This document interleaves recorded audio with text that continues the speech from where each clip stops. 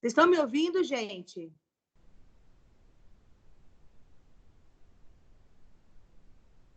Pessoal, vocês estão me ouvindo? Tá me ouvindo? Ai, Marcelo, ainda bem que você me respondeu. Eu tô aqui no vácuo. Elaine,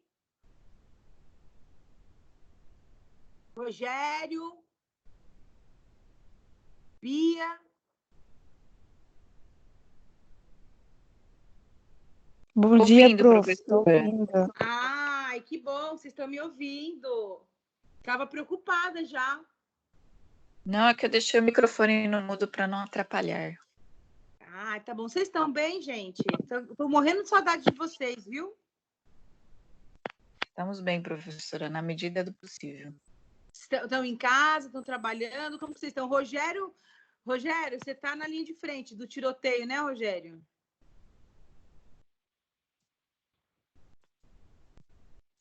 Rogério?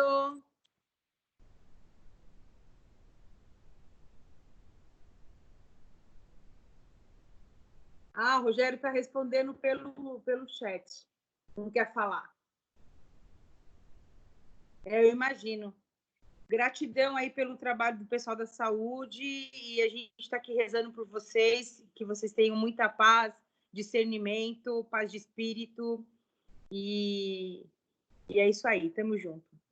Pessoal, vamos retomar aqui o nosso curso. Na semana passada, a gente estava testando essa plataforma ainda e o que aconteceu? Eu, na verdade, não sabia lidar muito com essa ferramenta e eu pensei que eu tivesse que gravar aula e mandar para vocês, quando, na verdade, a ferramenta existe exatamente para que a gente tenha essas aulas online. Então, a aula da semana passada está gravada, que é as sessões passadas, né? A gente finaliza 1.1 e começa já a 2.1 e 2.2. E aí, na aula de hoje, a gente vai fazer a 2.3, já com essa aula interativa, com essa aula online. E na semana que vem, eu quero fazer uma pequena revisão com vocês, porque a gente ficou muito tempo sem se ver. E eu quero fazer uns exercícios, enfim, quero propor um monte de atividades aí para a gente fazer nesse período que a gente está estudando em casa.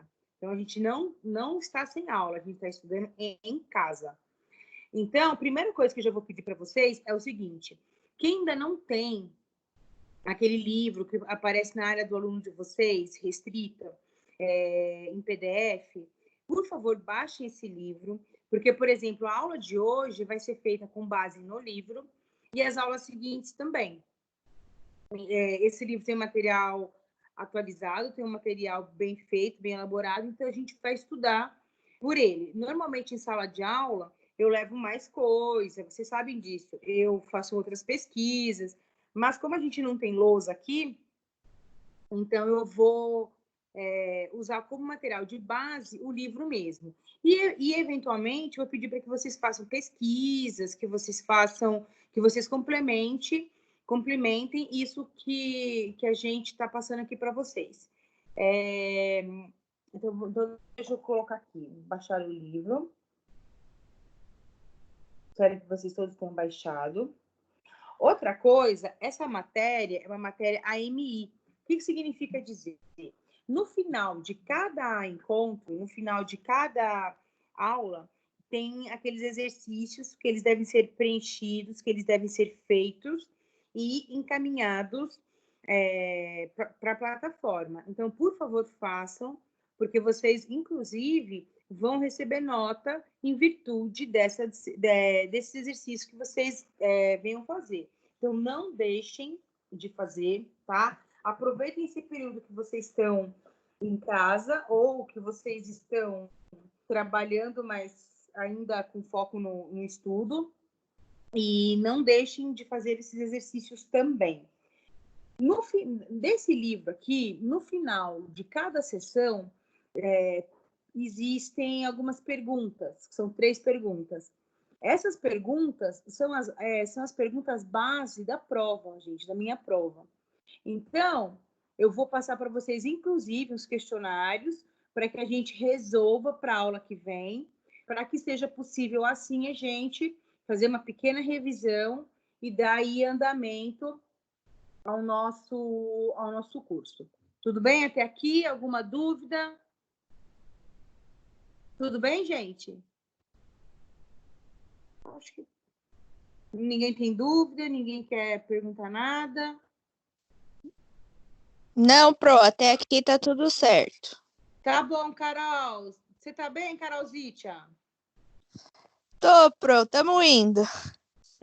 Tá bom. Então, beleza. Então, gente, para quem já tem o livro, eu vou começar falando de um assunto que eu já tinha mais ou menos conversado com vocês, né? Que era a questão do direito de guerra. Então, hoje a gente vai estudar um pouquinho sobre o direito de guerra, um tópico. A gente vai finalizar esse tópico e vai falar também sobre o domínio público internacional. Então, a aula de hoje tem 2 tópicos: o direito de guerra e o domínio público internacional.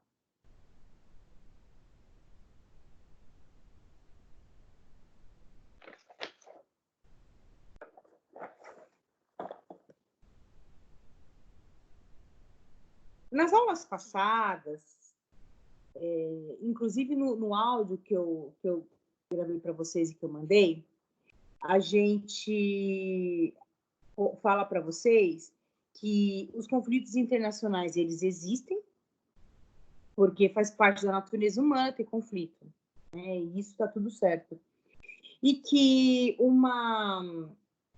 existem várias formas de você solucionar aquele conflito. Existem os tratados, existem os acordos, existem os protocolos de boas intenções, existem várias formas amigáveis, existe até a mediação internacional, existem várias formas, vários jeitos de resolver um conflito que se instaura no âmbito internacional.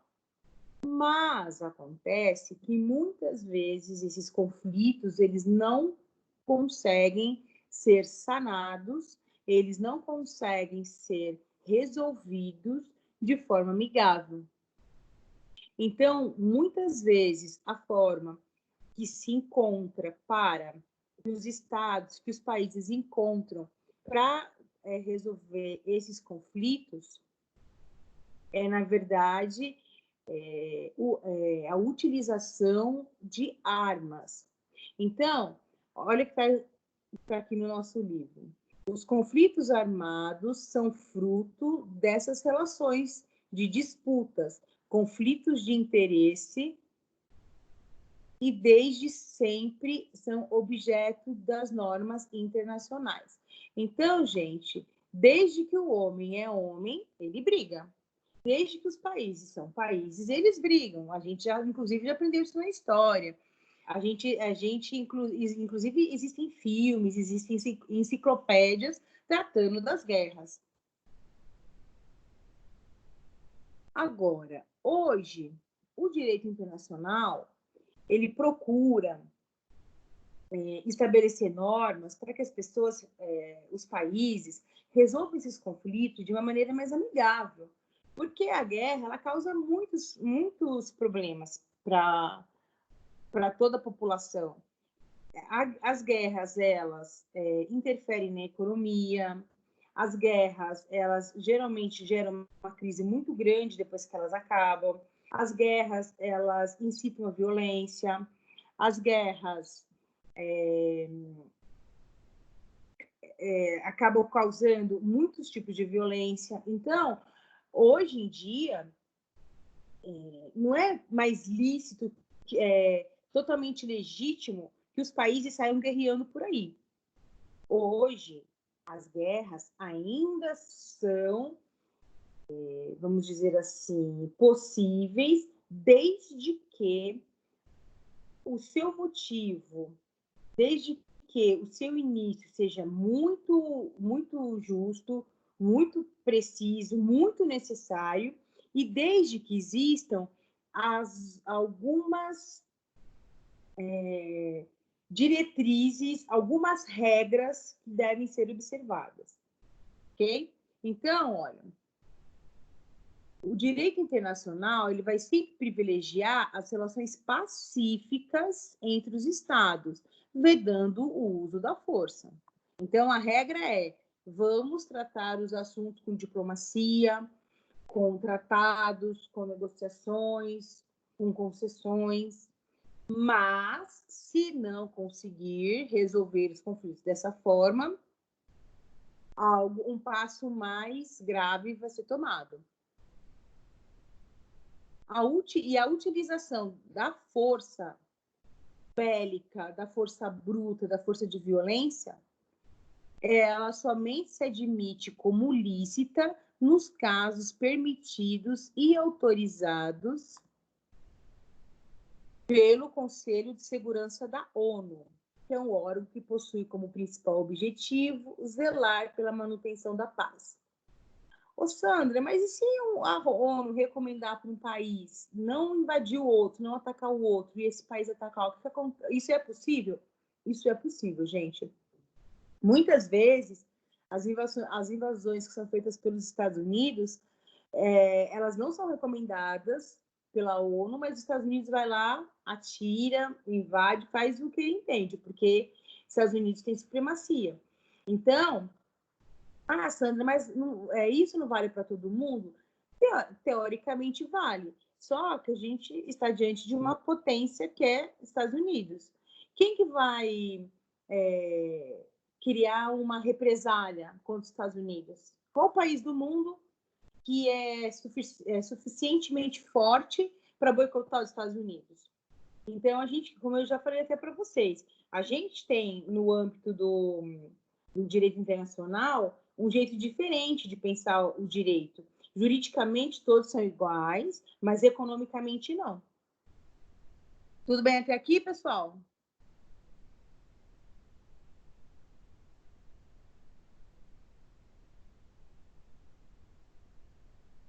Tudo bem?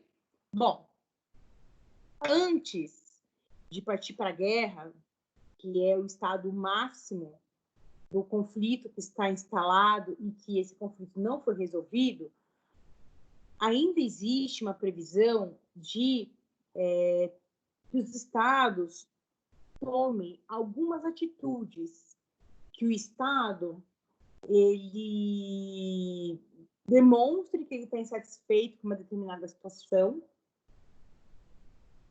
e que, se aquilo não for resolvido, é possível que haja guerra.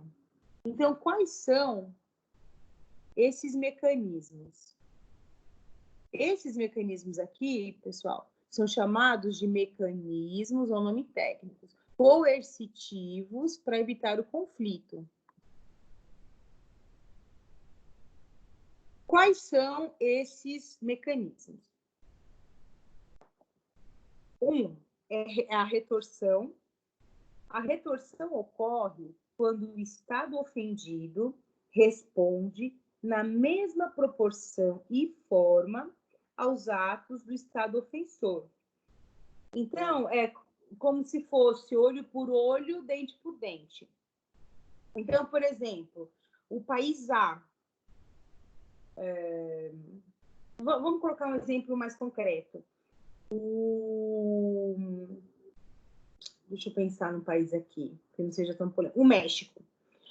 O México tinha relações comerciais com a Grécia e, de repente, a Grécia fechou os seus portos para as mercadorias que vinham do México.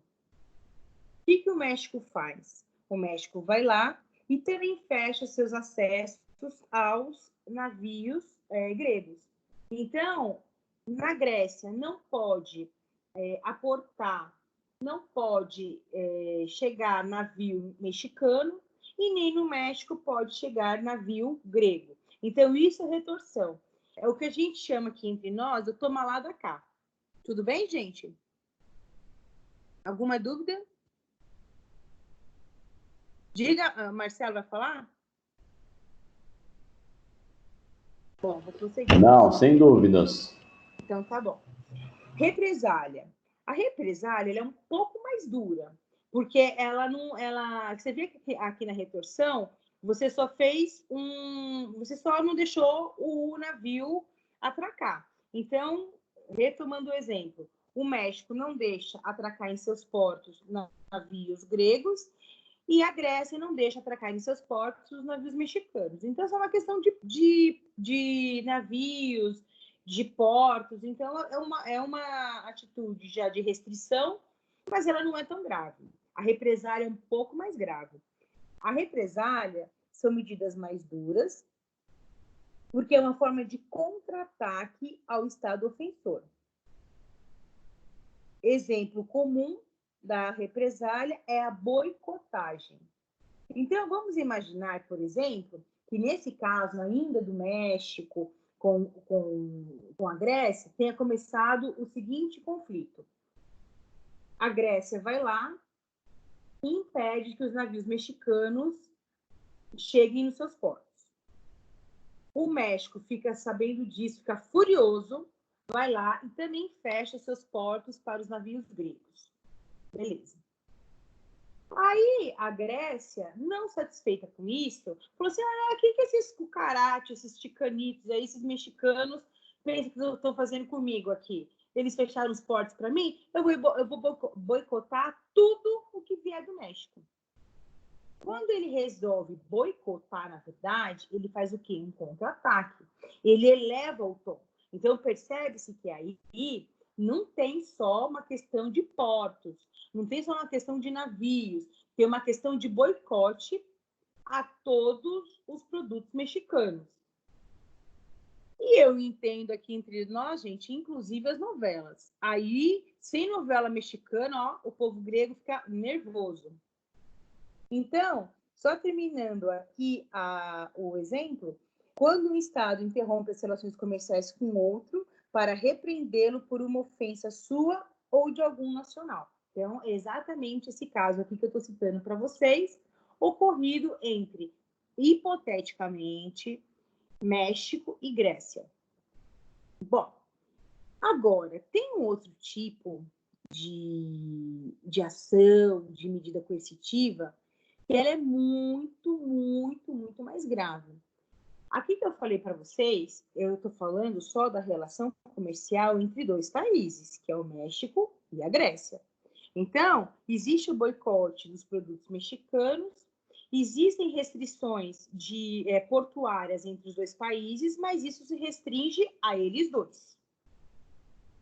Agora, tem um caso que é bem mais sério, que é o bloqueio econômico. E o bloqueio econômico, gente, ele é muito, muito sério, porque não se trata somente de uma relação comercial, de um bloqueio econômico comercial entre dois países. Não é isso. Ele é muito mais grave. Então, quando a comunidade internacional resolve que um determinado país está agindo em desacordo com as suas resoluções, os seus tratados, as suas normativas, pode-se existir a decisão de criar um bloqueio econômico contra aquele país, ou seja, ninguém pode comercializar com ele, a não ser que essa pessoa queira sair do bloco, a não ser que a pessoa que esse país queira sair daquele rol de negociações. Então, o bloqueio é um bloqueio comercial. O caso mais conhecido é o bloqueio dos Estados Unidos a Cuba, e ocorre quando um Estado impede que se travem relações comerciais com outro Estado, como forma de obrigá-lo a agir da maneira que deseja. Então, gente, esse bloqueio de Cuba, ele é sério, porque os Estados Unidos, ele fala assim: nós não realizamos operações comerciais com Cuba, e nem os países que realizam nem os países que realizam transações comerciais comigo podem também realizar com Cuba. Então, ele é um bloqueio bastante abrangente, e os países que têm relações comerciais com os Estados Unidos têm bloqueiam também as relações comerciais com Cuba, tá? Então, Cuba não tem relação comercial com praticamente nenhum país do mundo. Agora, a questão mais grave, a questão mais séria é o rompimento das relações diplomáticas. Gente, rompimento de relação diplomática é algo muito sério, é algo muito grave e causa impactos diretamente nos cidadãos daqueles países que romperam com as relações diplomáticas. Então, vamos supor, para nossa sorte, o Brasil tem relação diplomática e relação diplomática relativamente boa com quase todos os países do mundo. Isso significa dizer o quê? Que nós, brasileiros, podemos viajar, podemos visitar todos os países do mundo. A gente pode entrar e sair dos países. Por quê? Porque o Brasil tem boas relações diplomáticas. E, inclusive, essas relações diplomáticas, elas têm vários tipos de arranjo, vários tipos de características. Então, por exemplo, tem alguns países que a gente vai visitar que a gente precisa de visto e tem outros países que a gente vai visitar que a gente não precisa de visto de entrada. E por quê? Para alguns países pedem visto para o Brasil e alguns países não pedem, por conta das relações diplomáticas que o Brasil tem com esses países. Então, por exemplo, para ir para os Estados Unidos, precisa de visto. Por exemplo, para ir para a França, não precisa de visto. Para ir para boa parte dos países da Europa, não é necessário que a gente peça autorização, que a gente peça uma assinatura permitindo a nossa entrada. Basta simplesmente que nós tenhamos um passaporte. Lembrando que para os países do Mercosul, a gente nem precisa de passaporte, a gente precisa somente do nosso RG. Por quê? Porque é um acordo internacional entre o Estado brasileiro e a Argentina, e o Uruguai, e o Paraguai, dizendo que entre nós, né, entre Brasil, Paraguai, Uruguai e Argentina, por exemplo, a gente não precisa de passaporte. Basta que a gente tenha o nosso documento local, que seria o nacional, que seria o RG. Tudo bem até aqui, pessoas? Agora, quando um país rompe com as relações diplomáticas com outro país, significa dizer, olha, a gente não quer mais você aqui, a gente não quer mais relação com vocês. E isso é grave, porque as embaixadas fecham, os embaixadores eles voltam para os seus países respectivos, o acesso a esse país ele acaba sendo bem dificultado. Então, uma série de consequências jurídicas decorrem disso. Relembrando um pouquinho sobre as embaixadas. O que são embaixadas? Embaixadas são pedacinhos de outros territórios localizados em países amigos. Então, por exemplo, lá em Brasília, existe um setor que é só o setor das embaixadas. Então, a gente tem a Embaixada da Polônia, a Embaixada do Chile, a Embaixada da Argentina, etc, etc.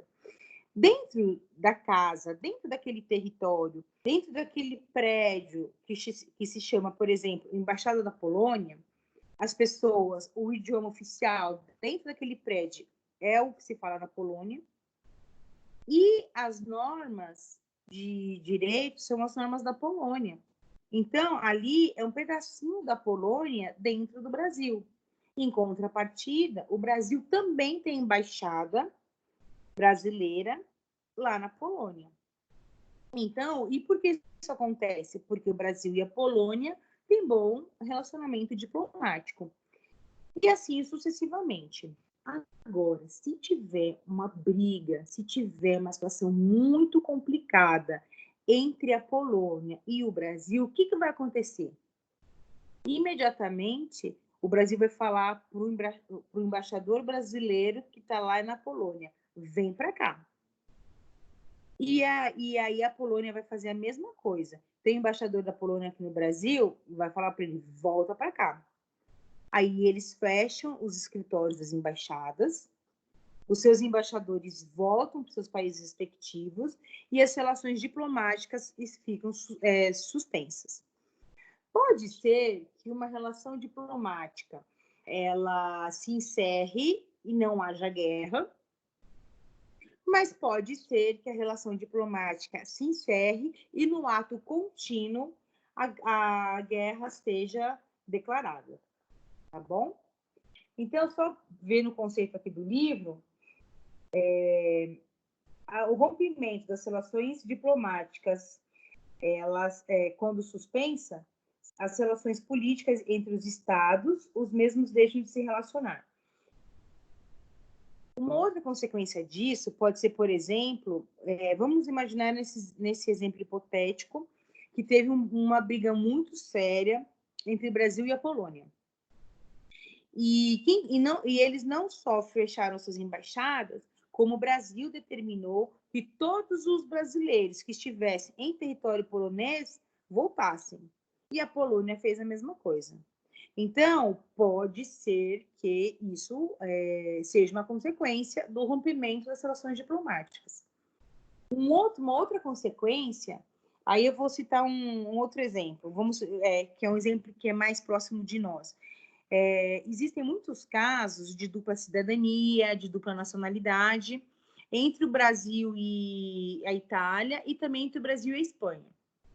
Então, vamos imaginar que o Brasil tem uma briga muito séria, muito grave com a Itália e resolve romper as relações diplomáticas. Um efeito disso pode ser, não estou dizendo que será, isso vai depender da Itália, por exemplo. Um exemplo disso pode ser a Itália falar: olha, Brasil, eu não quero mais relações diplomáticas com você, e também, a partir de agora, não existe mais nacionalidade, binacionalidade. Então, as pessoas que, mesmo que sejam netos de italiano, que nascerem no Brasil, a gente não vai mais considerar italiano. Isso pode acontecer, isso pode ser uma consequência do rompimento das relações diplomáticas. E o rompimento das relações diplomáticas, elas também têm efeitos diretos na cidadania, como é o caso da nacionalidade, e nas questões econômicas também. Então, por exemplo, existe uma empresa italiana que era italiana e tem uma sede no Brasil. Provavelmente, essa empresa italiana ela vai fechar ou ela vai transferir o seu endereço para um outro país e assim sucessivamente, tá? Então, o rompimento das relações diplomáticas, ela tem efeitos tanto na esfera política, porque são estados que não se conversam mais e pode, inclusive, ser o último passo antes da declaração da guerra.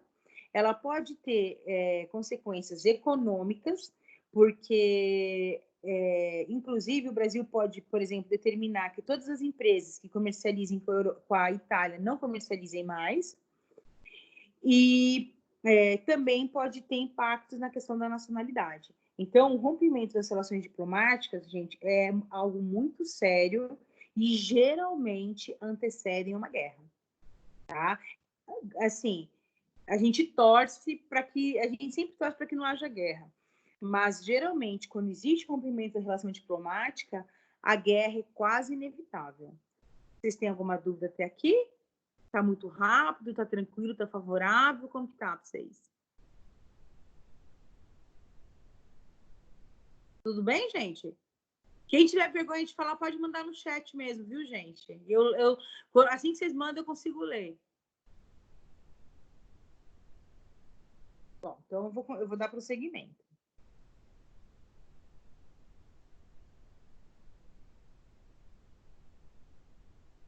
Quando esses mecanismos não atingem o seu objetivo e não põem fim ao conflito, este pode acabar evoluindo e gerando uma guerra. Para que um conflito armado se configure juridicamente, é necessária a presença de dois elementos. Um elemento objetivo, que é um conflito armado entre os estados, e um elemento subjetivo, que é a intenção de realizar a guerra. E, geralmente, esse elemento subjetivo é o que a gente chama de declaração. Então, daqui a pouco, eu já vou falar para vocês o que é a declaração de guerra, e, inclusive, como ela ocorre aqui no Brasil.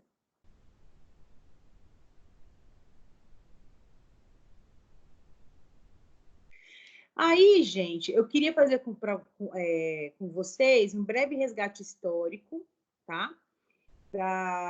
Do direito de guerra, né? Ou do jus ad bellum. Lembrando que, antigamente, a guerra ela não era considerada um ato ilícito, mas ela era uma opção dos estados. Hoje, a guerra ela pode ser considerada ilícita. Então, hoje, existem limites para que as guerras elas ocorram, elas sejam legítimas. É necessário que exista uma declaração de guerra. E depois, existem tribunais que vão julgar os excessos de guerra, que é a última parte dessa aula sobre a guerra.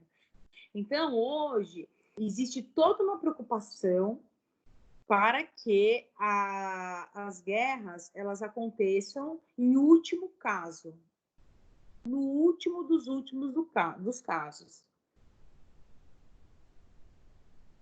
Hoje em dia, o jus ad bellum, ou o direito de fazer guerra, ainda é o direito dos estados, porém, somente quando a mesma for considerada justa. Então, pode fazer guerra, Sandra? Hoje, pode com limites. No passado, podia sem limites. Porque era considerado, na verdade, um direito do Estado, já que ele tinha soberania, ele poderia ter a prerrogativa de fazer guerra ou não. Aqui, só, gente, que a humanidade também percebeu desde cedo que esse negócio de fazer guerra era complicado. Porque, na verdade, primeiro que gastava-se muito dinheiro, muitas vidas eram ceifadas, muitas vidas eram retiradas, e no fundo, os conflitos não acabavam. Eu até dei para vocês o exemplo lá do filme do Julgamento de Nuremberg. Por quê? Como surgiu toda aquela ascensão do Hitler? Porque a Alemanha, na verdade, ficou muito pé da vida com o resultado da Primeira Guerra Mundial. Ou seja, guerreou, matou, o mundo inteiro entrou em crise e ainda assim vários países não concordaram com a solução da Primeira Guerra Mundial e logo na sequência, pouco tempo depois, eles começaram a Segunda Guerra Mundial. Então, a guerra, além dela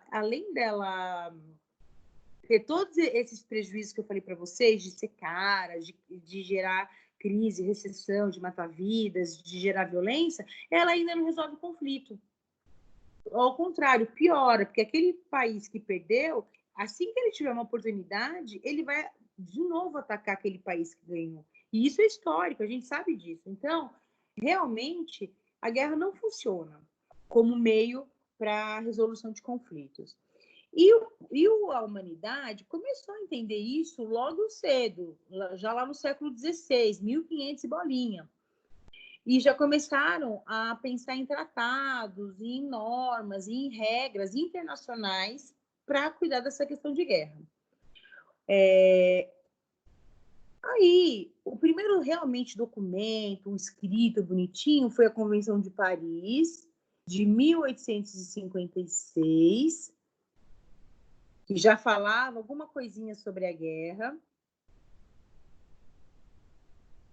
E o efetivo nascimento do direito de guerra se deu pelas 13 convenções de Haia de 1907. Quer falar alguma coisa, Rogério? Não, só apareceu aqui. E, inclusive, é em Haia, na Holanda, que a gente vai falar lá do nosso filme, do julgamento de Nuremberg. Então, muitas das práticas previstas nas convenções de Haia não existem mais. ok? Por que não existem mais? Porque hoje a gente tem um conceito de que a guerra ela tem que ser lícita e tem que prevalecer um ideal humanitário nas guerras.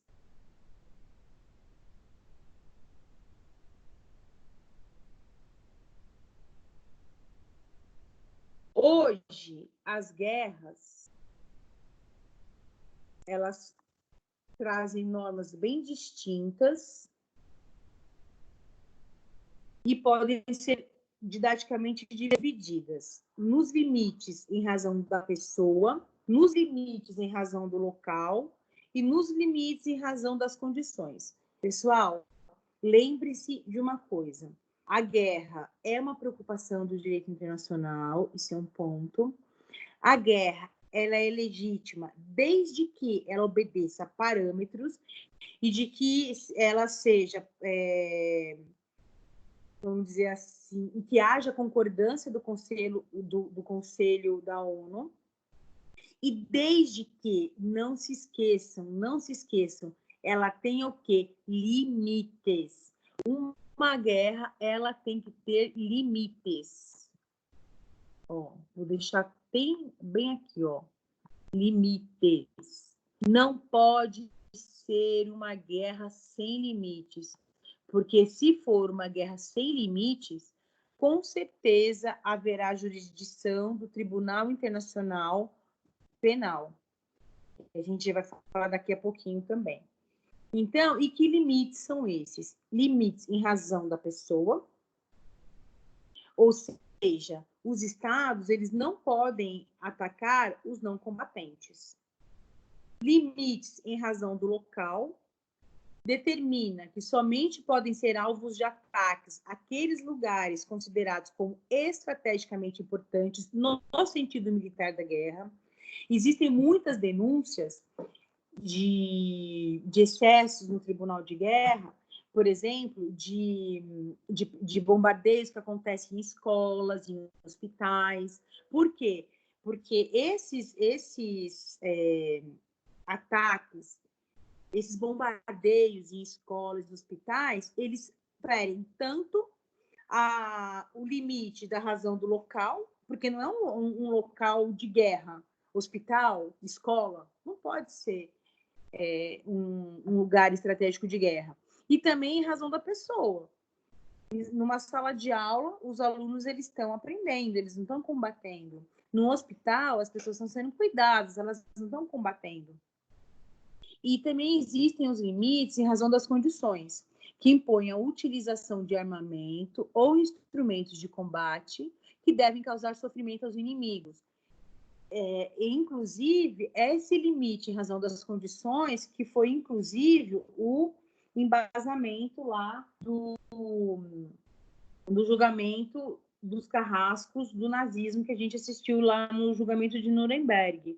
Porque, além da Segunda Guerra Mundial que estava acontecendo, a Alemanha travou uma guerra, vamos dizer assim, com os povos judeus no início e depois com outras pessoas, com outros grupos étnicos que não pertenciam ao grupo deles. E eles foram extremamente cruéis, a gente viu isso, a gente assistiu. Então, muitas vezes as pessoas são julgadas pelas cortes internacionais de direito penal em limite, em razão de ter desrespeitado os limites das condições. Então, quando existem ataques muito violentos, torturas muito graves, violação de crianças, violação de mulheres, violação de toda uma população, envenenamento em massa. Então, todas essas questões, elas servem de fundamento para que a pessoa seja julgada nos tribunais internacionais, nas cortes internacionais. Tudo bem por aqui, pessoas? Alguma dúvida? Quem tiver dúvida, pode ligar o microfone e perguntar, que eu estou olhando aqui o tempinho todo para vocês, tá? Bom, deixa eu mudar de página aqui, que eu estava acompanhando também com o livro e já mudei de página. Um outro aspecto também interessante e importante, quando a gente fala em guerra e quando a gente fala nos limites de guerra, é o tal do princípio da neutralidade. Deixa eu deixar amarelinho.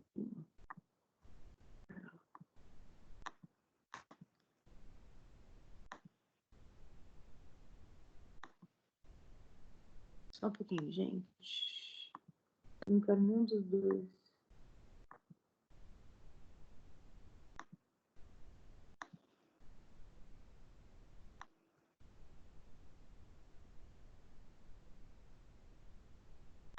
Princípio da neutralidade.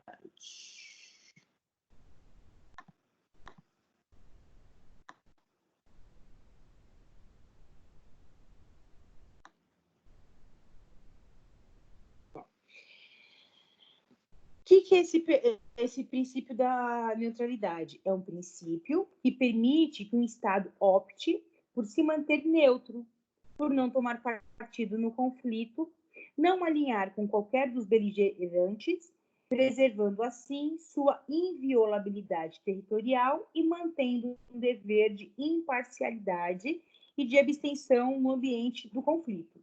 Então, o que acontece? Muitas vezes, o conflito acontece entre 3 países que são, por exemplo, os vizinhos. Então, o que acontece? Vamos imaginar que existe um conflito bastante sério entre o Paraguai e o Uruguai. E o Brasil faz limite, faz fronteira com os dois. E aí o que acontece? O Brasil, ele pode se declarar neutro. Então, significa dizer o quê? Que nas batalhas, que nos combates, que nos bombardeios entre esses 2 países, essa área que for de fronteira com o Brasil vai ser preservada. Por quê? Porque o Brasil falou, eu sou neutro, eu não quero participar desse conflito. Então, essa convenção de Haia sobre os limites da guerra, inclusive fala também do princípio da neutralidade. Tudo bem? Bom, só que acontece o seguinte, gente. Como eu falei para vocês, essa questão das relações internacionais e dos conflitos advindos dessas relações internacionais, elas não são de hoje. Elas acompanham a humanidade desde sempre. E, com o passar do tempo, as proibições, as limitações do direito, entre aspas, de fazer a guerra, elas começaram a ficar mais rígidas, elas começaram a ficar mais restritivas. Por quê? Porque muita crueldade se notava, se verificava nesses momentos de guerra.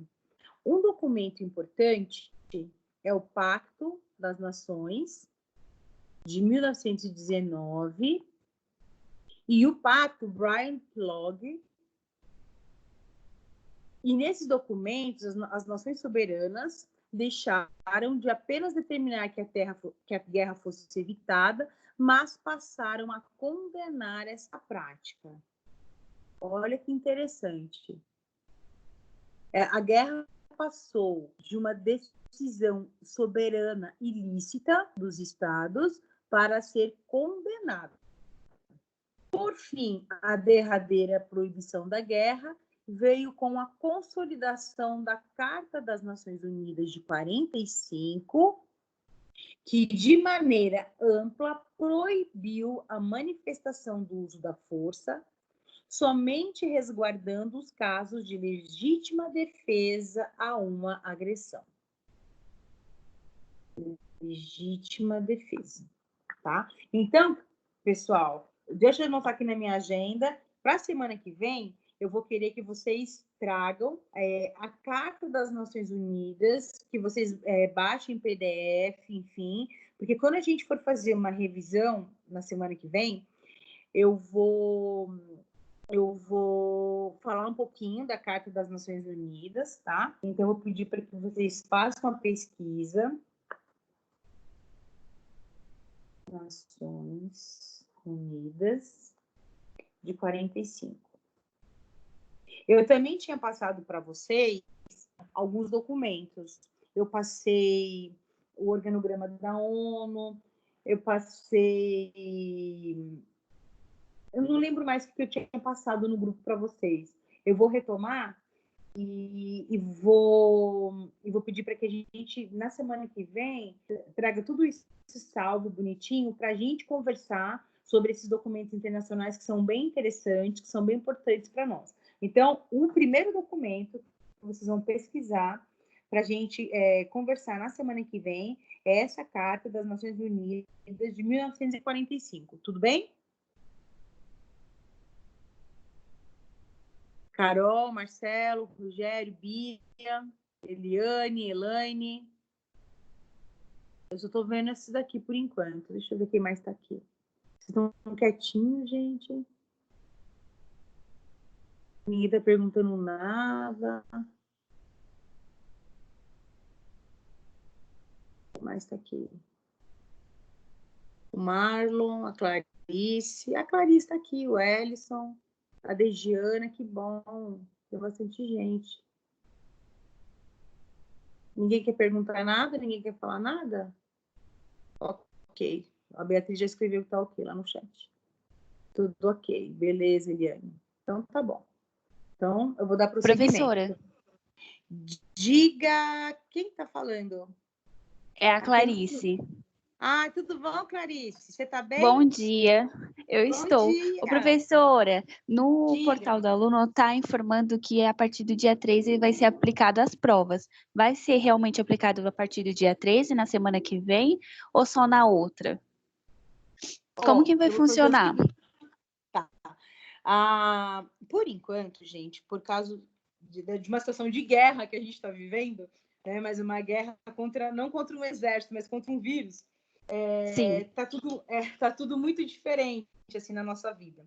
A normativa que a gente tem, tanto do governador do estado de São Paulo, como do MEC e também da faculdade, é para que a gente dê aula para vocês, como a gente está fazendo agora, e que a gente passe exercícios na plataforma, que é o que a gente está fazendo.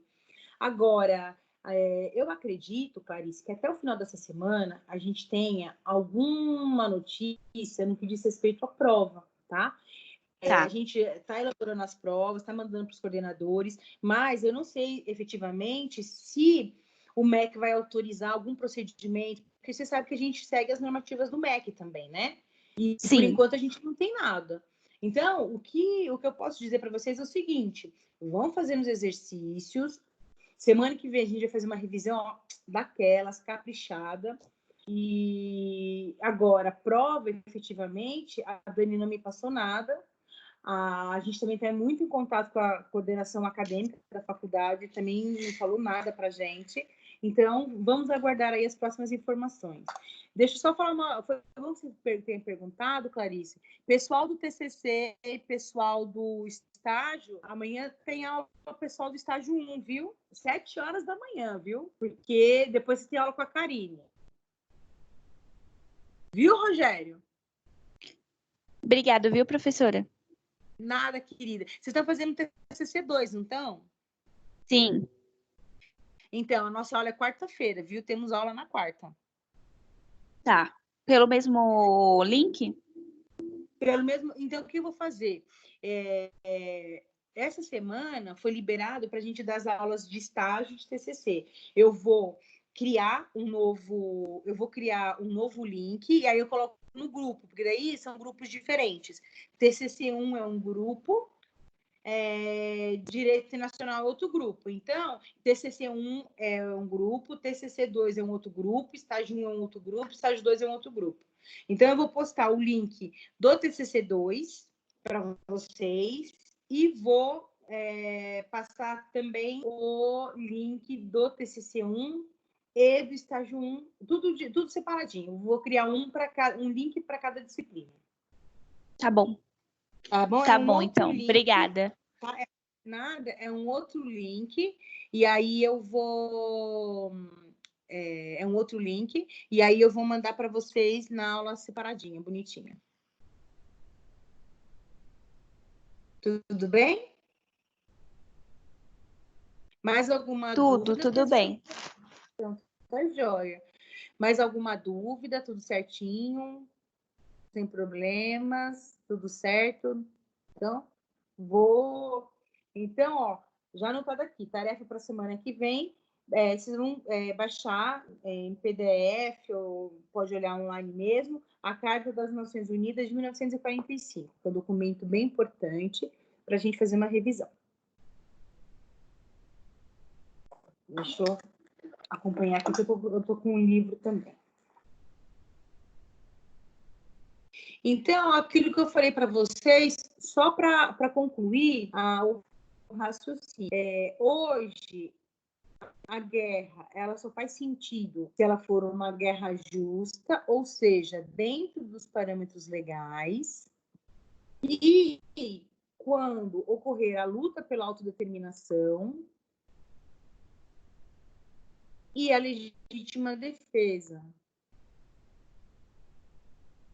Ou seja, quando um povo ele está lutando para que ele não seja invadido, para que ele mantenha a sua soberania, para que ele mantenha a sua independência, para que ele continue sendo o que eles são, que é a autodeterminação, ou numa resposta quando esse Estado sofrer um ataque muito violento e ele elaborar uma legítima defesa. Fora essas situações, a guerra é considerada um ilícito internacional. Tá? Perguntinha de prova. As guerras, elas são possíveis no estudo do direito internacional público? Sim, né? Porque ela, na verdade, é o último grau de conflito entre dois ou mais países. E as guerras, elas são justas? Elas são lícitas? Depende. Se ela respeitar os parâmetros combinados, pactuados pela comunidade internacional, qual seja a luta pela autodeterminação, a legítima defesa, e se ela também respeitar esses limites aqui, limites em razão da pessoa, em razão do local, em razão das condições, aí ela pode ser considerada uma guerra lícita. Agora, se ela extrapolar esses parâmetros todos aqui, ela será considerada o quê? Ela será considerada uma guerra ilícita. Bom, gente, o que vocês acham? Que a maioria das guerras são ilícitas, né? Porque os dirigentes das nações, os presidentes ou primeiro-ministros, eles estão com tanto sangue nos olhos, eles estão tão irritados com os outros países que eles muitas vezes esquecem esses protocolos, esses requisitos, essas exigências para que uma guerra seja considerada uma guerra justa.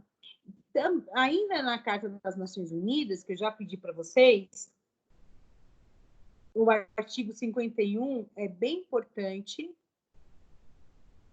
porque tem uma normativa. Quem está aqui com o livro aberto e pode ler esse artigo 51, que enquanto isso eu vou tomar uma água. Quem pode ler, por favor, página 90.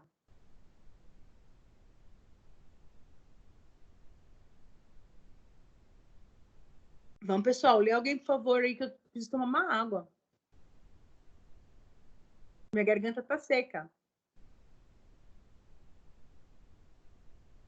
Esse povo não quer ler, viu? Tá doido.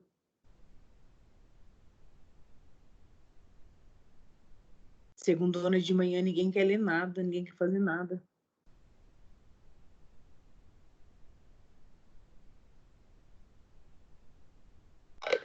Tá bom, gente.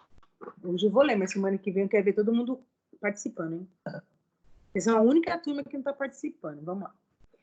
Nada na presente carta prejudicará o direito inerente de legítima defesa individual ou coletiva no caso de ocorrer um ataque armado contra um membro das Nações Unidas, até que o Conselho de Segurança tenha tomado as medidas necessárias para a manutenção da paz e da segurança internacionais. As medidas tomadas pelos membros no exercício desse direito de legítima defesa serão comunicadas imediatamente ao Conselho de Segurança e não deverão, de modo algum, atingir a autoridade e a responsabilidade que a presente carta atribui ao Conselho para levar a efeito, em qualquer tempo, a ação que julgar necessária à manutenção ou ao restabelecimento da paz e da segurança internacionais. Então, não foi à toa, gente, que eu já passei para vocês o organograma da ONU, porque lá, inclusive, aparece o Conselho de Segurança. O Conselho de Segurança, ele é bem importante, porque ele vai dar toda a diretriz, ele vai dar todo o rol de procedimentos no que diz respeito às guerras. Tá? Então, ele é um órgão bem importante. A gente vai ver isso na semana que vem, quando a gente fizer a revisão. Tem uma parte dos membros que são fixos, tem outros que são temporários.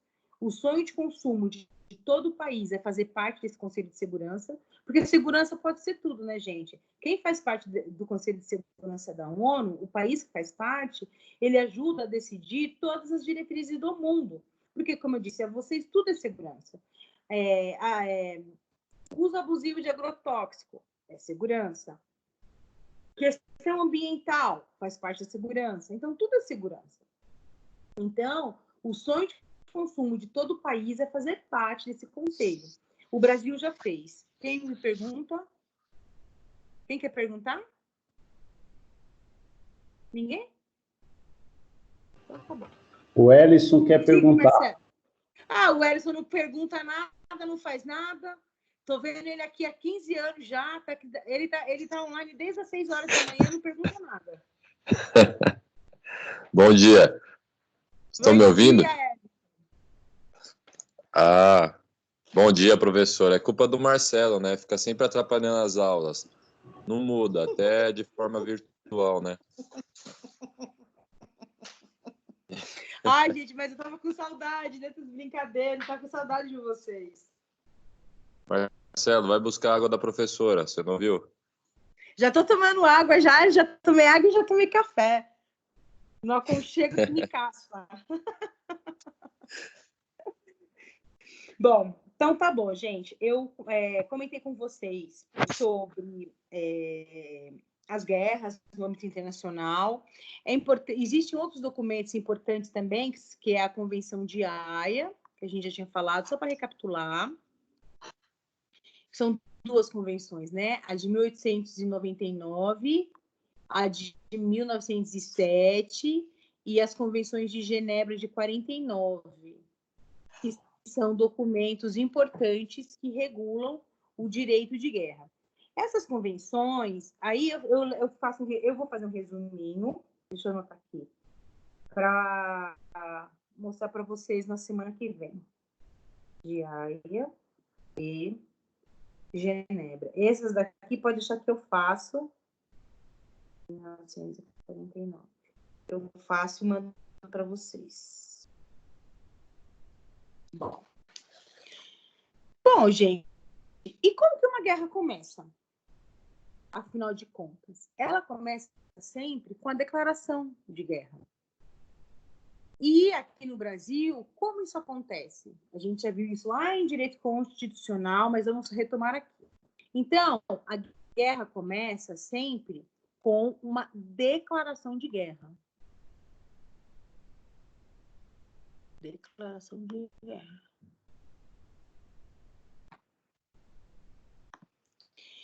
Que nada mais é do que a intenção que um Estado tem de iniciar uma guerra com outro país. A Constituição Brasileira de 88, no seu artigo 84, inciso 29, diz que é o presidente da República que tem que declarar guerra com outro Estado. Mas nós também já sabemos que o Brasil tem um presidencialismo, exatamente, tem um sistema presidencial, um presidencialismo diferentão, que algumas pessoas dizem que é um quase parlamentarismo e outras pessoas dizem que é o presidencialismo parlamentarizado. Ou seja, quem tem a competência no Brasil para declarar guerra é o presidente da República, desde que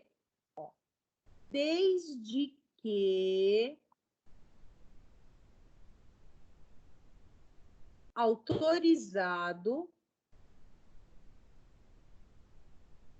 pelo Congresso Nacional ou referendado por ele, quando ocorrida no intervalo das sessões legislativas e nas mesmas condições decretar total ou parcialmente a mobilização nacional, tá, gente? Então, aqui no Brasil, quem faz isso é o presidente da República, desde que autorizado pelo Congresso Nacional, tá?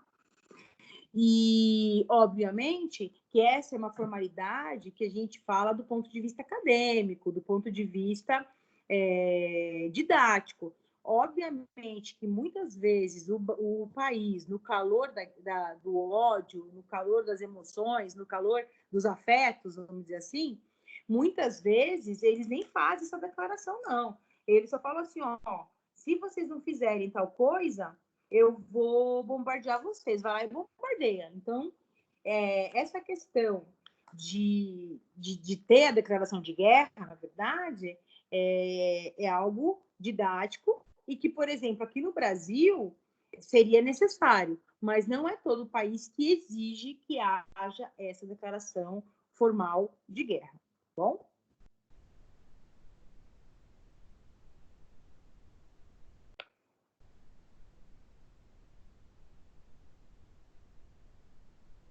E aí, gente, como eu estou falando para vocês, que o direito, e sobretudo o direito internacional, ele é um direito, e sobre o direito internacional e o direito de fazer guerra, ele é histórico, ele vai sendo alterado de acordo com a evolução da sociedade, e hoje, atualmente, até por conta dos abusos ocorridos em outros momentos históricos, se fala muito em direito humanitário.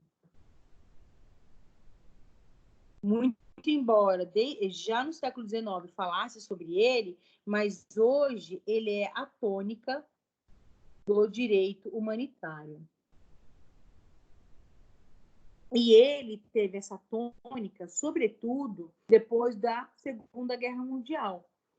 E que vocês viram, inclusive, que a gente assistiu algumas partes lá do filme, né, do julgamento de Nuremberg, como os judeus foram tratados e eles foram maltratados, na verdade, de uma maneira muito não humana, muito desumanizada.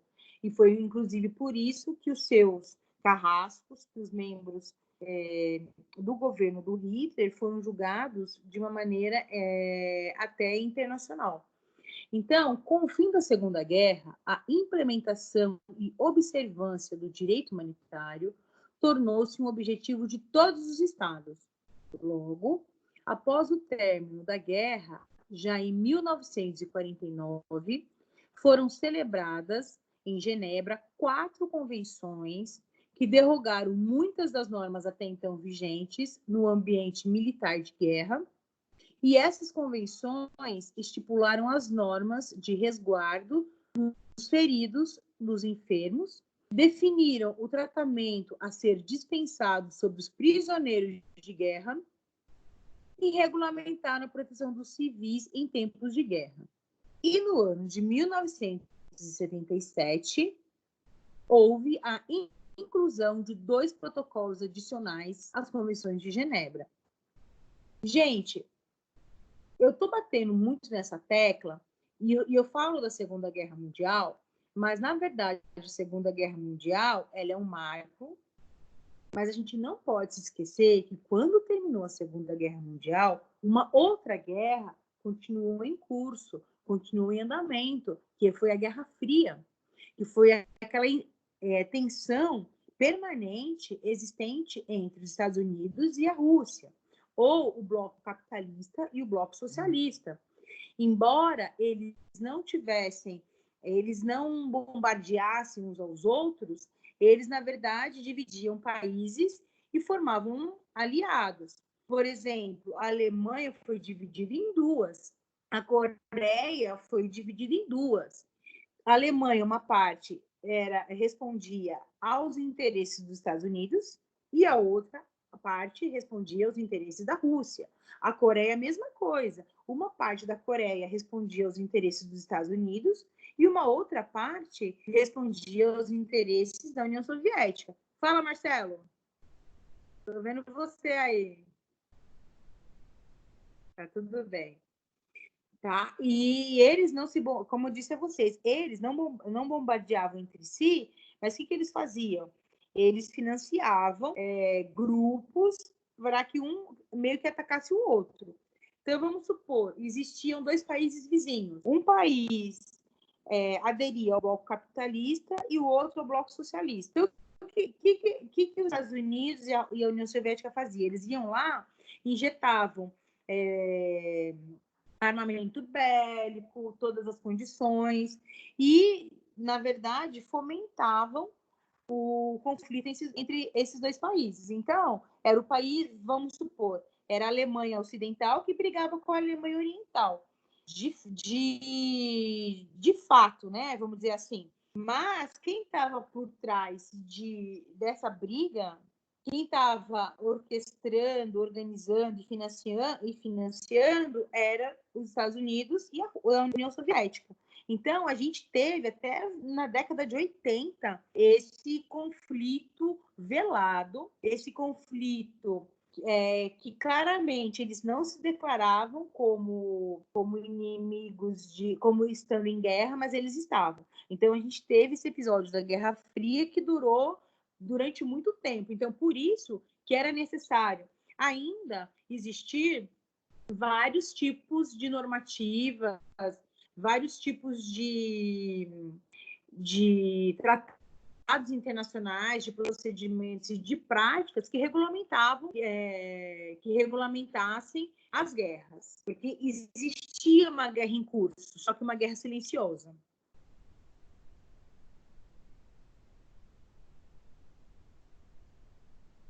Por fim, gente, no que diz direito ao respeito da guerra, ao direito de guerra, eu gostaria de terminar com um texto aqui do professor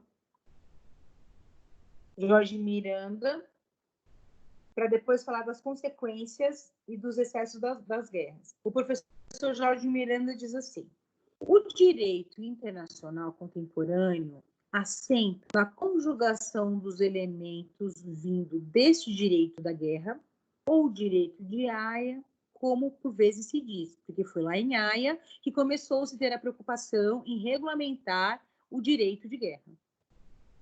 E do direito comunitário, que é o direito de Genebra, porque foi em Genebra que começou-se a dizer, olha, para além dos limites que já existem no tocante à guerra, é importante que a gente aumente isso para a gente abranger melhor a proteção às pessoas, aos seres humanos. E aí fala do direito humanitário.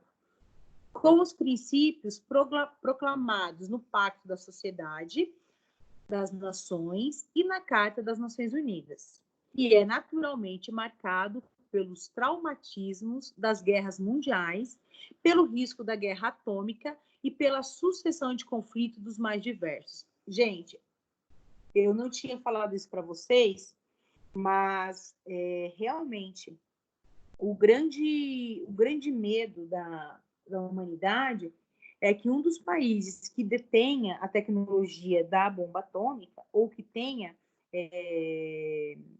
enriquecimento, não é enriquecimento, nossa, me fugiu o nome técnico agora, enriquecer urânio, é essa palavra. Os países que têm essas técnicas de enriquecer certos componentes químicos, por exemplo, urânio, eles são países que potencialmente podem fabricar bombas atômicas. E as bombas atômicas, elas são um jato de calor excessivo que pode transformar o planeta Terra em churrasquinho em segundos. E ela já foi utilizada, inclusive, na Segunda Guerra Mundial no Japão. Então, muitos dos países, eles temem o avanço das pesquisas, né, das técnicas para se fazer bombas atômicas, das técnicas existentes para lidar com a energia nuclear, exatamente porque ela é muito perigosa e ela pode destruir o planeta em segundos. de tão forte, de tão potente que ela é. E então, por conta desse perigo iminente, os dirigentes mundiais, os dirigentes dos países, eles procuram ao máximo limitar o direito de guerra, limitar as condições do direito de guerra, colocar regras bem rígidas, de preferência passando pelo Conselho de Segurança da ONU, exatamente para evitar que o mal maior aconteça. Mas, gente, nem tudo é perfeito. Então, infelizmente, nas guerras existem excessos. Nas guerras, as guerras elas trazem consequências gravíssimas para a humanidade. E agora a gente vai falar exatamente disso.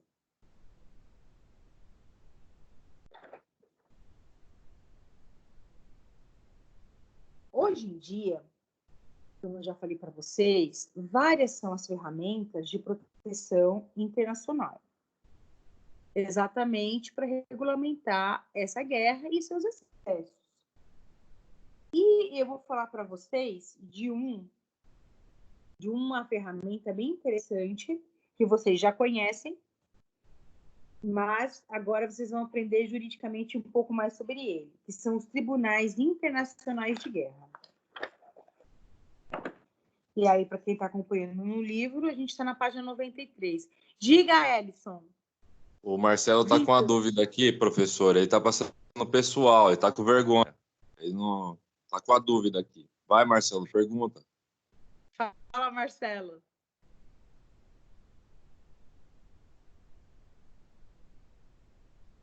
Deixa a professora no vácuo. Ficou com tanta vergonha, professora, que até saiu, ó. Ficou tímido. Tá bom, porque quem é tímido em soltar a voz, eu já conheço a voz de todos vocês, não sei porque vocês estão tímidos, mas pode mandar pelo chat também, porque daí eu não vou conseguir digitar, mas eu consigo responder. Bom, então vamos falar um pouquinho sobre o Tribunal Penal Internacional. E também como acontece quais são as suas competências e a sua jurisdição. Bom, a evolução da jurisdição penal internacional é notória. Primeiro, como assim jurisdição? Ô, Sandra, a gente aprende lá em direito processual que a jurisdição, no caso aqui do Brasil, é principalmente sobre as normas que nós temos aqui, de direito, por exemplo, o Código de Processo Civil, o Código de Processo Penal, outras leis. Como que estamos falando de jurisdição internacional? O que acontece é o seguinte, gente, cada país ele é soberano, vocês já sabem, ele é autônomo e ele pode ou não aceitar a jurisdição desses tribunais internacionais, seja a Corte Interamericana de Direitos Humanos, seja o Tribunal Penal Internacional. Então, vai depender se o país vai aceitar ou não essa jurisdição. Então, vamos lá. Essa jurisdição, ela se iniciou com as necessidades vivenciadas pela sociedade internacional no pós-Segunda Guerra. Então, gente, só recapitulando aqui, a Segunda Guerra, ela é um marco bem interessante no final da Segunda Guerra Mundial, porque uma série de normas, de procedimentos acerca do direito humanitário, do direito de guerra, surge a partir desse momento. Então, só recapitulando, gente, até então não havia mecanismos de responsabilização penal no âmbito internacional dos crimes cometidos por indivíduos. Então, esse Tribunal Penal Internacional, ele vai julgar indivíduos, pessoas físicas, pessoas, não o Estado em si. Pode ser que, em alguns casos, o Estado também receba alguma sanção, mas a gente está falando do julgamento de pessoas. Aí lembrem de novo daquele filme, O Julgamento de Nuremberg, que vocês viram que vários nazistas, carrascos nazistas, funcionários nazistas, eles foram julgados. individualmente. Inclusive, no finalzinho, mostra que a pena não foi a mesma para todos eles. Cada um teve uma pena individualizada, porque é isso que o direito penal nos mostra, que as penas são individualizadas. Com esse objetivo, deu-se a formação da primeira geração de tribunais internacionais e que foram criados os tribunais de Nuremberg e de Tóquio para julgamento dos crimes de guerras cometidos pelos alemães e japoneses. E por que chama ad hoc? Porque eles foram criados somente para esse fim. E depois disso, eles foram desativados. Esse tribunal de Nuremberg, vocês conhecem muito bem, que a gente já assistiu o filme. E esse de Tóquio, eu, pelo menos, aqui não tenho muita informação, muita literatura sobre ele. Algum documentário, alguma coisa assim. Eu vou até ver se tem para falar para vocês. Pronto. Dessa forma, a comunidade internacional continuava carente de um tribunal permanente. Aí, gente, então, olha que interessante. No primeiro momento da história, os excessos não eram responsabilizados. A pessoa podia fazer qualquer coisa que fosse em contexto de guerra, que ela não sofreria nenhum tipo de responsabilização penal. No segundo momento, foi possível ter essa responsabilização, mas foram 2 tribunais criados simplesmente para aqueles fins. Então, o Tribunal de Nuremberg foi criado só para julgar os carrascos nazistas. As pessoas que, sob o argumento de responder, de obedecer a um governo nazista, torturou, matou, ceifou milhares de vidas. E assim que teve aquele julgamento que a gente assistiu ao filme, esse tribunal foi desfeito. Por quê? Porque a previsão é que ele seria criado só em momentos específicos da história. É por isso que ele inicialmente foi ad hoc, criado só para aquele fim e desfeito na sequência. Aí pensaram, poxa vida, será que não seria importante criar um tribunal permanente para tratar desses assuntos, para cuidar disso? Então, a comunidade internacional achou por bem criar um tribunal penal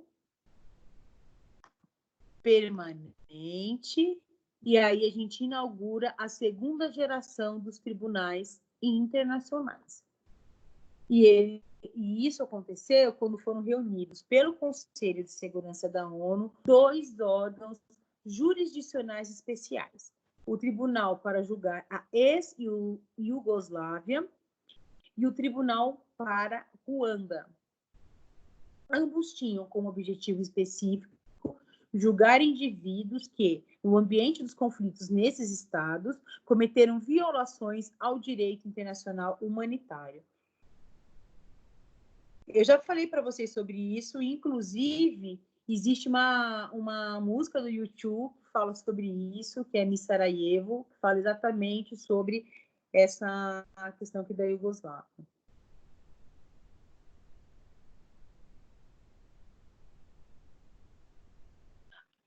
Bom, em 1988, sobreveio o Estatuto de Roma, que criou o Tribunal Penal Internacional.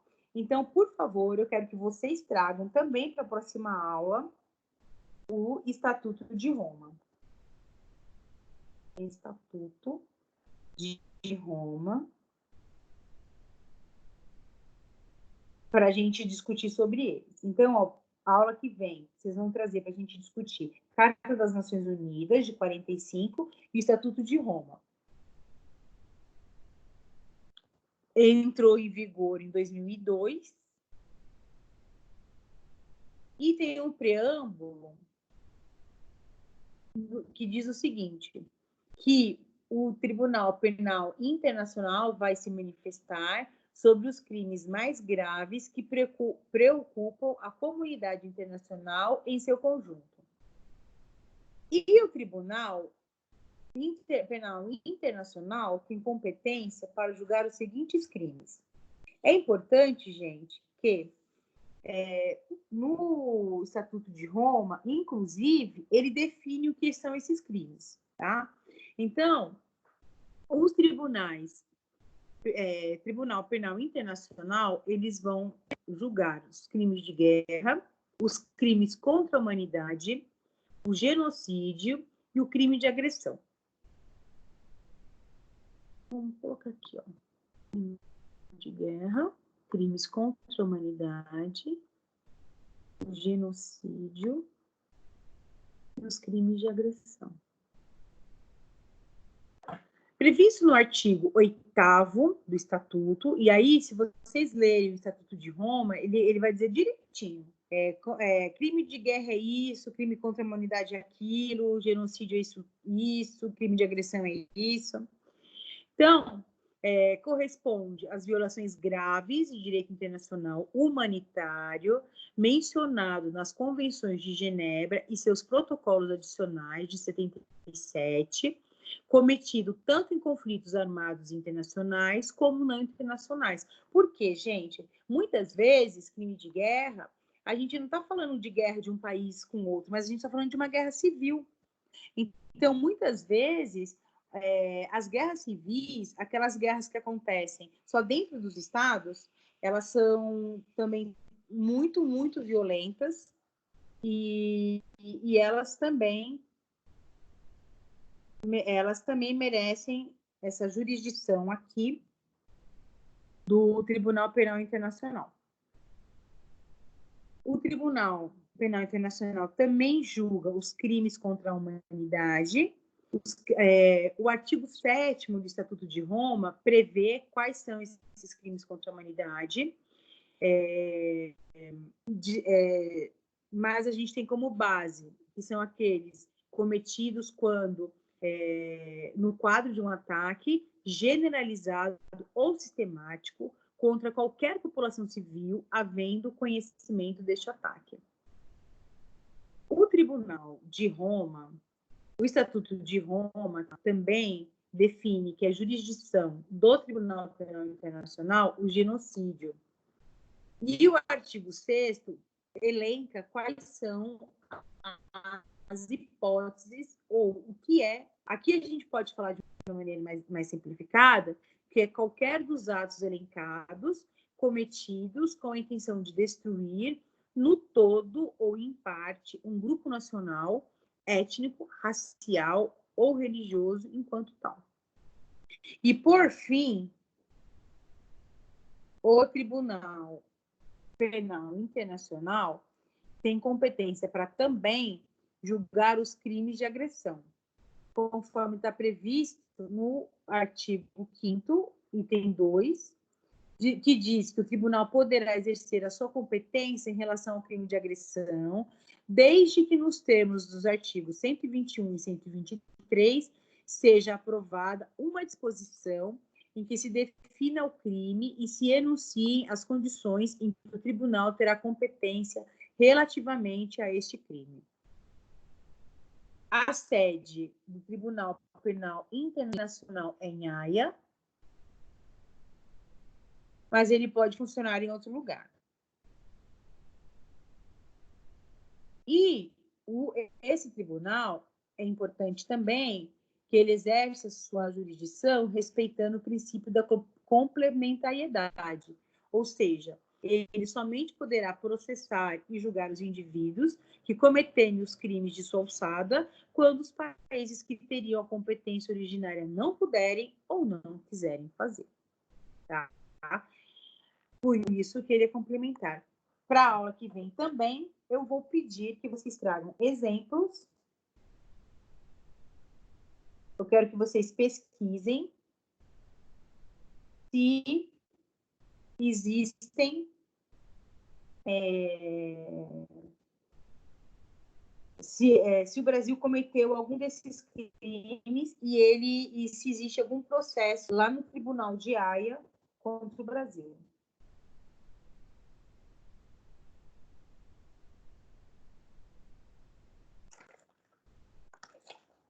Para a gente conversar um pouquinho mais.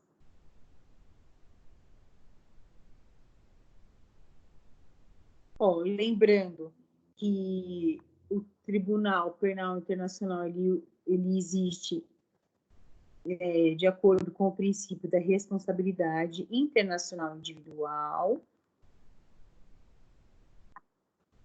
Ele também fala sobre a humanidade das penas. E, por enquanto, é isso. Pessoal, no que diz respeito à guerra, ao direito de guerra, aos limites da guerra,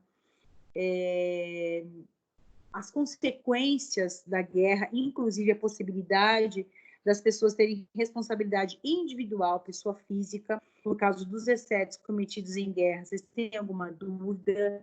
Vocês querem entrar em algum tipo de reflexão, de discussão? Porque daí eu já vou passar para o segundo assunto da aula de hoje. Vocês podem perguntar, fiquem à vontade.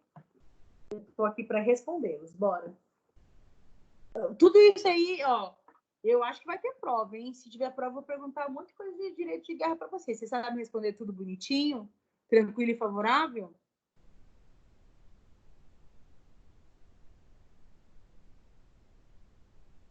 Gente, o pessoal não responde, me deixando no vácuo mesmo. Pessoal, tá tudo bem? Vocês estão vivos, acordados?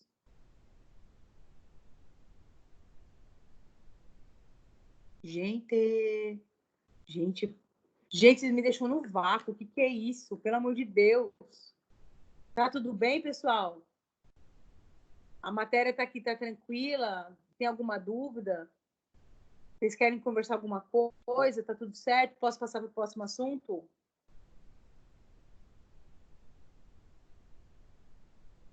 Tá tudo certo, professora. Pode passar para o próximo. Tá bom. Obrigada. Marcelo e Vitor, nenhuma dúvida?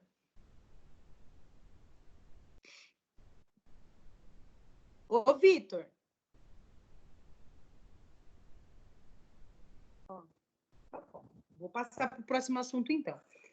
Bom, a gente saiu do direito de guerra, que é um determinado assunto, e agora a gente vai falar um pouquinho sobre o domínio público internacional.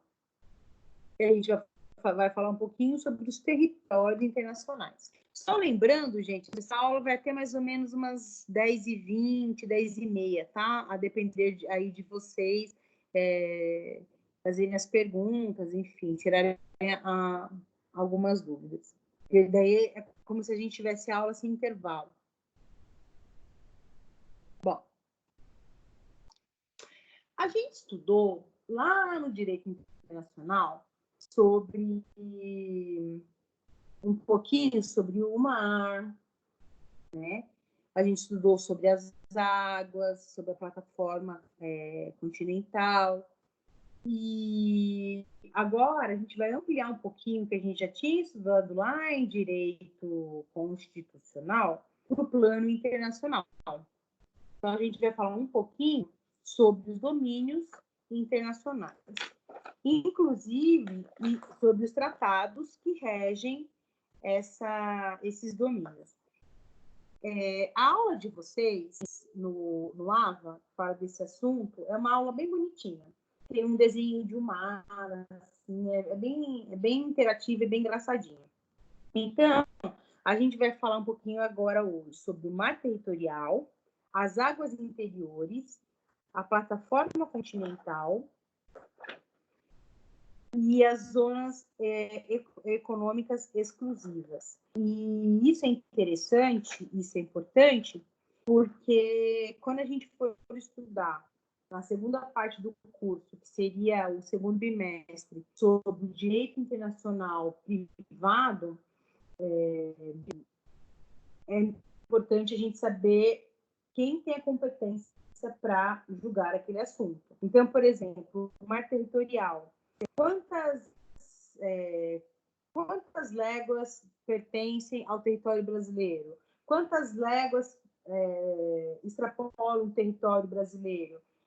Um crime aconteceu no navio comercial de bandeira italiana em águas brasileiras. Qual é a consequência disso? Olha, um crime aconteceu no navio comercial de bandeira italiana em águas americanas. Qual é a consequência disso? Então, é importante a gente saber essa parte dos domínios, porque, inclusive, quando a gente for estudar o direito internacional privado, para saber onde efetivamente os crimes ou as relações de direito nascem, as relações jurídicas nascem, a gente precisa de ter um parâmetro territorial. Então, é importante a gente saber como a gente atribui a territorialidade a cada um dos países. Então, a gente vai começar com o mar territorial. Olha, gente, na Convenção das Nações Unidas sobre o mar, sobre o direito do mar, o artigo 2º diz que é considerado uma zona de mar aquilo que é adjacente.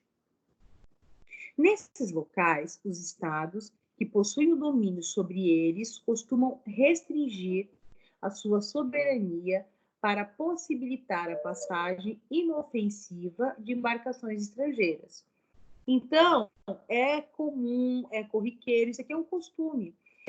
Lembrando da aula lá das fontes do direito internacional, a gente tem os costumes. Então, é um costume que os países eles deixem que navios passem por suas águas, a não ser que exista, por exemplo, um caso de rompimento de relação diplomática, ou de retorção, ou de represália, ou de bloqueio. Então, se a gente tiver qualquer um desses tipos de restrições, seja, repito, uma retorção, seja uma represália, seja um bloqueio, obviamente que essa passagem ela não vai ser possível, ela não vai ser permitida.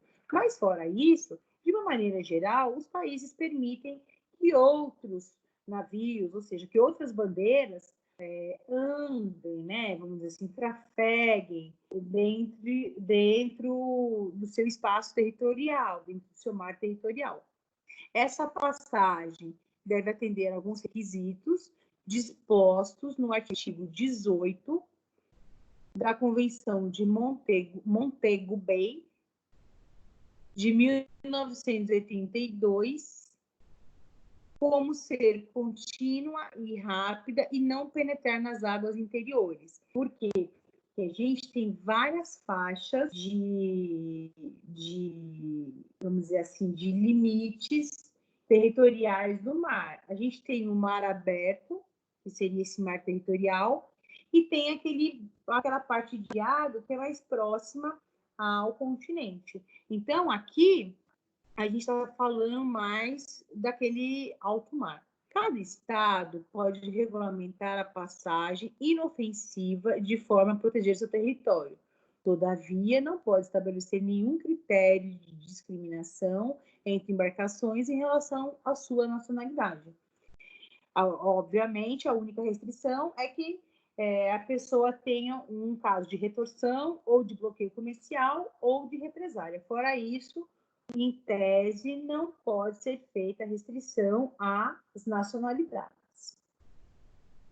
Saindo do alto mar, do mar territorial, a gente entra nas águas interiores, que é a porção de mar que se situa entre a terra e o limite interior do mar territorial. Em regra, não comportam a exceção à soberania do Estado para o exercício do direito de passagem inofensiva, como o mar territorial. Porém, o artigo 8º, número 2, da Convenção sobre o Direito do Mar, prevê uma exceção no caso em que essas águas forem fruto de uma nova demarcação. Muitas vezes, estados estão sendo formados, muitas vezes, estados estão sendo construídos, e uma nova demarcação, e uma nova forma de configuração territorial está sendo planejada, está sendo construída. Então, nesses casos, tudo bem não é feita essa restrição. E, além disso, existe também a plataforma continental. A plataforma continental, ela é conceituada pelo artigo 76 da Convenção sobre o Direito do Mar e é o leito e o subsolo das áreas submarinas que se estendem além do mar territorial. Os direitos de soberania do Estado sobre a sua plataforma continental são exclusivos e independem da ocupação do local. Logo, os estados a quem a plataforma pertence são os únicos que podem explorar os seus recursos naturais, como, por exemplo, as plataformas continentais brasileiras, onde nós exploramos o petróleo. Tudo bem até aqui? Vou prosseguir.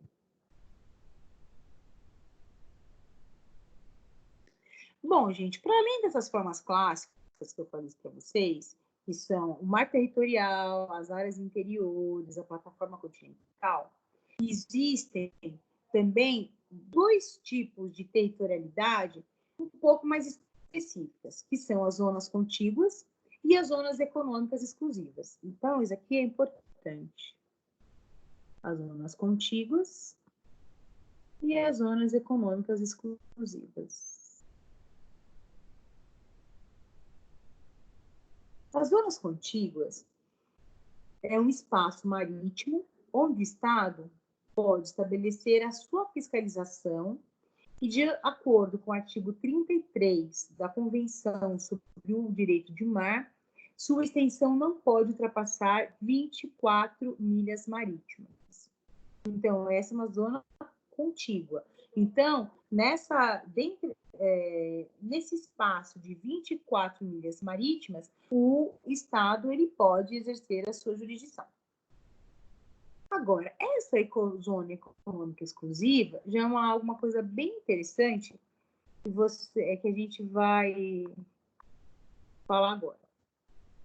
O que é essa zona econômica exclusiva?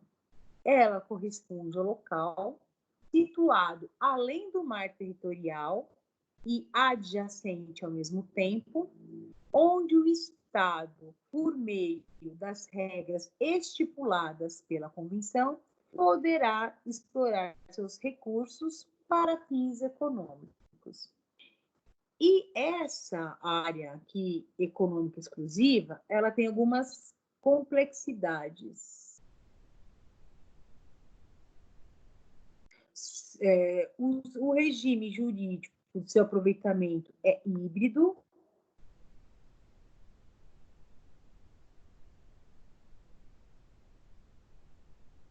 E aqui o Estado possui a soberania limitada. Por quê? Porque ele tem a preferência da exploração, mas ele não vai ser a única pessoa a explorar.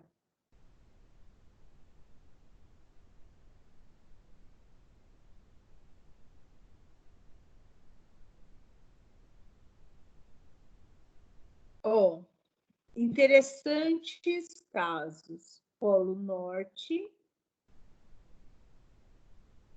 e a Antártida. O Polo Norte e a Antártida, elas não pertencem a um único estado soberano, mas a vários estados. Sandra, como assim vários estados? Como que isso acontece? A Antártida, ela é uma zona muito interessante para realizar pesquisa e existe um tratado para explorar essa área da Antártida com respeito, com equilíbrio, e inclusive o Brasil faz parte desse tratado de exploração da Antártida. Então, ela é uma zona, vamos dizer assim, de interesse comum. Tem vários países que fazem pesquisa nesse espaço e todos eles têm um limite de atuação e de exploração econômica previstos por esse tratado. Então, o professor Rezec, ele foi ministro das Relações Exteriores já. Inclusive, foi com um livro dele que eu aprendi, Direito Internacional Público, eu gosto muito dele. E ele fala assim: os setores triangulares configuram o resultado da projeção sobre o polo, no litoral do Canadá, alcançando as ilhas, eu não sei falar esse nome, gente, acho que é Svalbard, da Dinamarca, em razão da Groenlândia, da Noruega e da Rússia. Então, se vocês olharem o mapa do mundo, é bem interessante. Bem lá no topo, existe uma área muito interessante, que é o litoral do Canadá, tudo junto, da Dinamarca, né, por conta da Groenlândia, da Noruega e também da Rússia. E tem também um arquipélago de Francisco José. Invocando a contiguidade desses estados, proclamaram sua soberania sobre tais ilhas, sempre mediante atos unilaterais que suscitarão contestação. Em 1979, foi celebrado o Tratado da Antártida. Vocês vão ver tanto a Antártida como a Antártica. No site do Planalto, né, que fala sobre as leis brasileiras, está a Antártida. Mas tudo bem. Em diversos governos, prevendo as formas de exploração do local de forma passiva.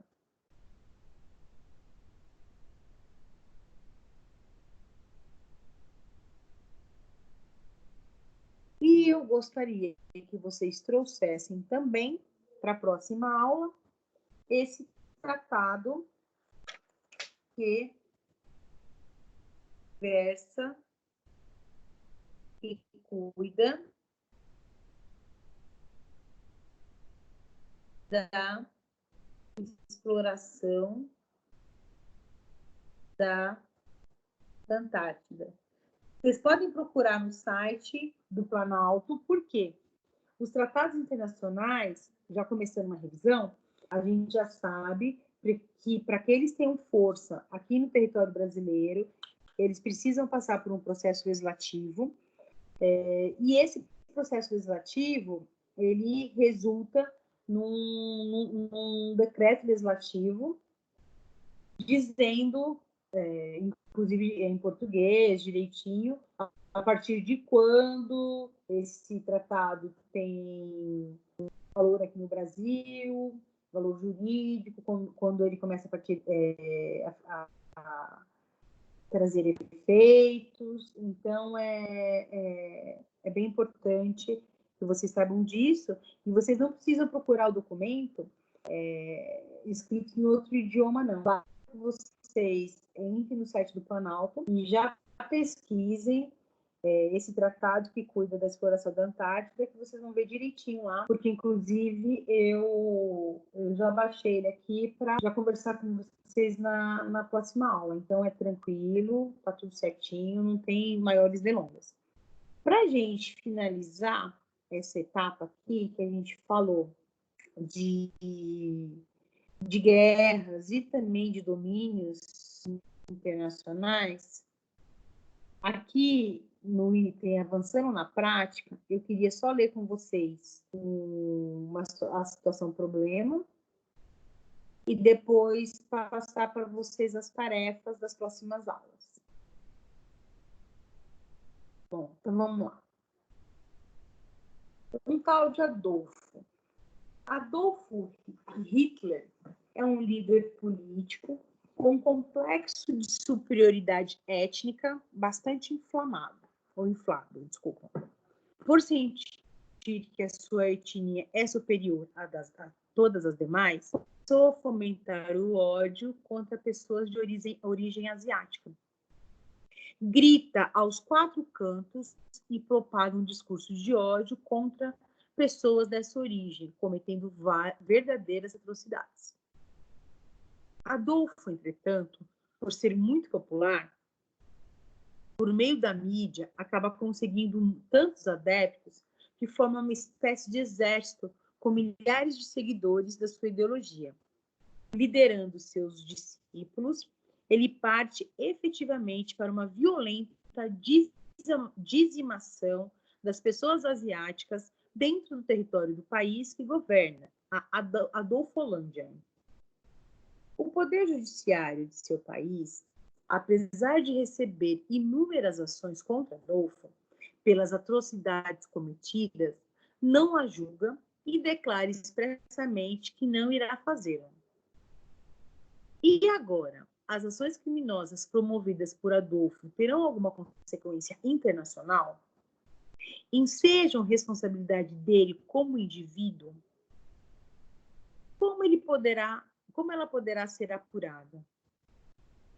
Considere que você é atualmente procurador do Tribunal Penal Internacional e tomou conhecimento do caso e precisa elaborar uma denúncia fundamentada para que Adolfo possa ser julgado e responsabilizado pelos crimes internacionalmente.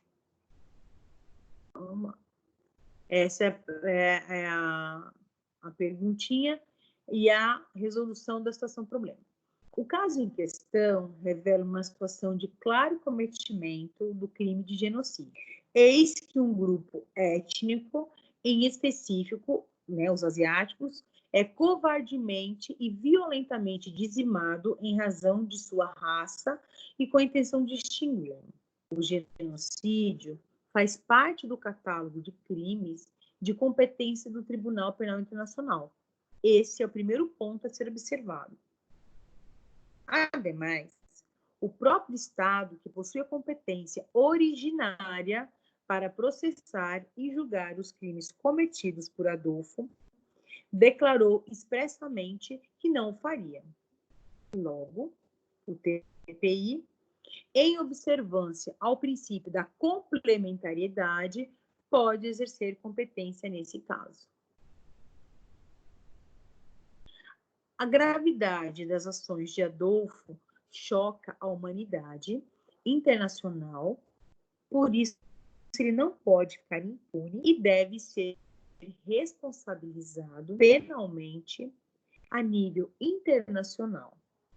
Portanto, você deverá oferecer denúncia contra o indivíduo Adolfo pela prática do crime de genocídio, explicitando que o Estado onde os crimes foram cometidos não irá julgá-los, para que o indivíduo seja então processado pelo TPI, que é o Tribunal Penal Internacional, sendo responsabilizado pelos atos criminosos que violem a ordem internacional e reclamam a atuação desta Corte Internacional Permanente.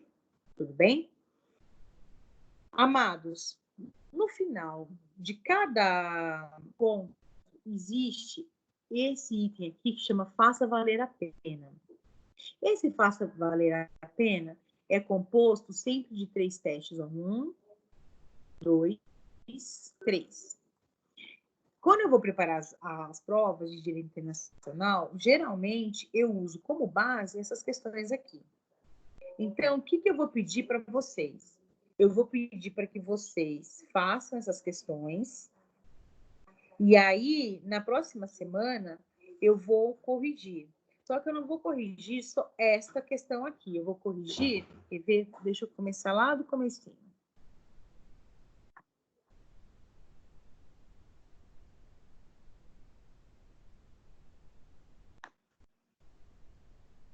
Ai, gente.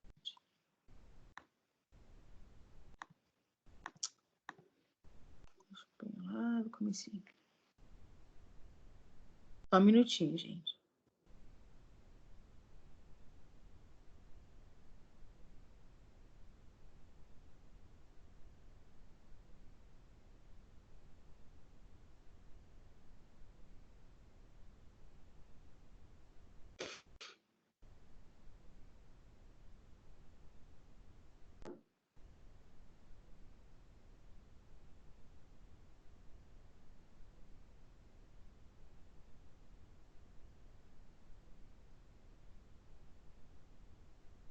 Só um minutinho, tá? Que eu vou chegar no comecinho, que eu preciso passar umas coisas para vocês.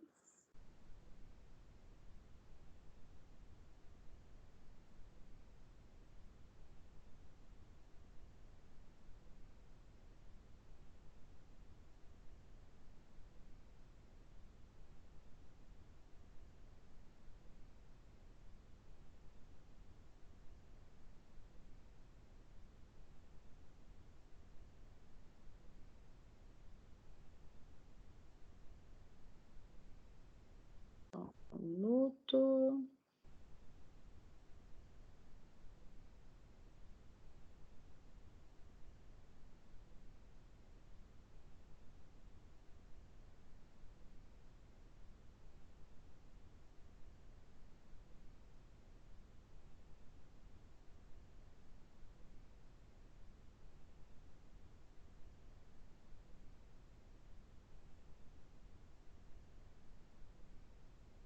Só um pouquinho que eu preciso chegar no lugar aqui.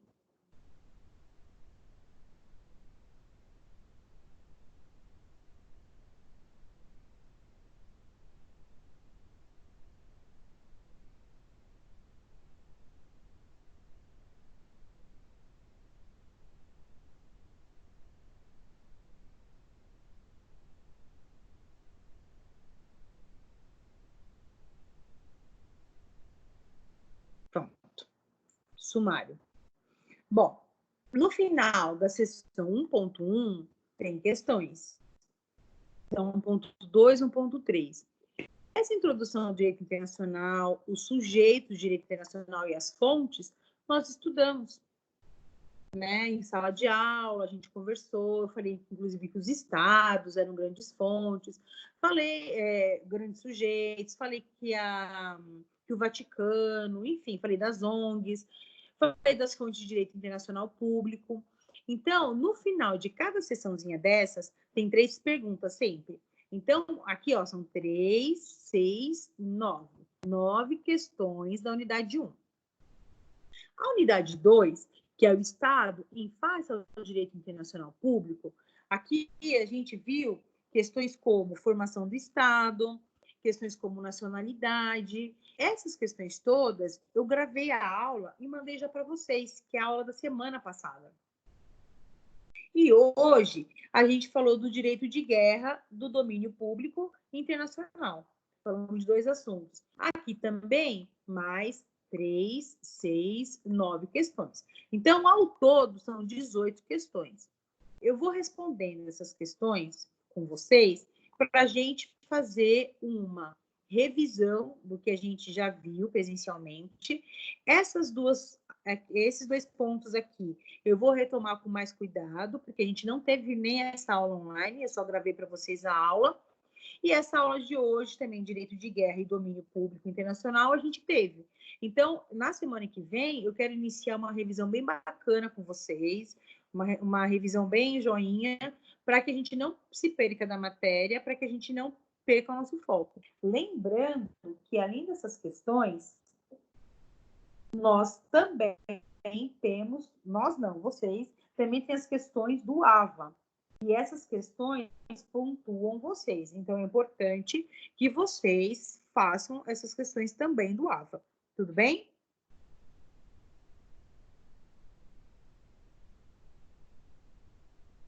O povo não me responde não, gente. Ó, então, Tudo bem. Tudo bem, Clarice, né? Oi, Samuel. Samuel também quietinho, não fala nada. Então, para a semana que vem, quais são as tarefas de vocês? Vocês vão trazer para a gente discutir a Carta das Nações Unidas. Vocês abram lá no computador de vocês e deixem salvo. O Estatuto de Roma e essas 18 questões também. Porque através dessas questões, a gente vai resolvê-las juntos e vai fazer uma revisão de todo o tópico da primeira e da segunda unidade. Tudo bem?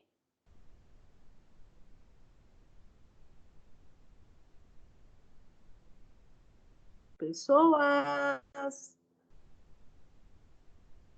Ok, professora. Pode deixar.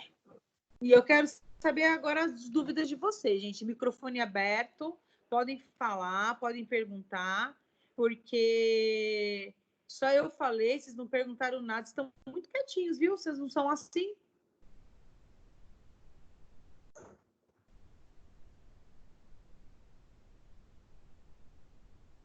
Vocês não costumam ser assim desse jeito?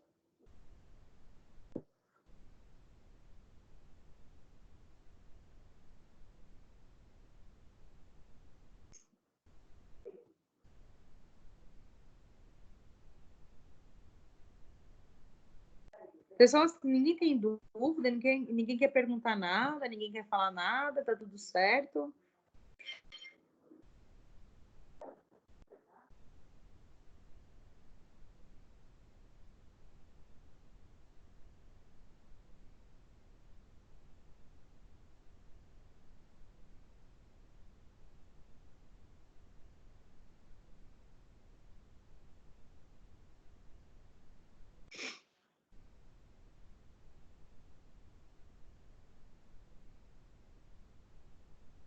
Para quem chegou depois, as aulas de... A gente vai ter essa semana aula de estágio e aula de TCC.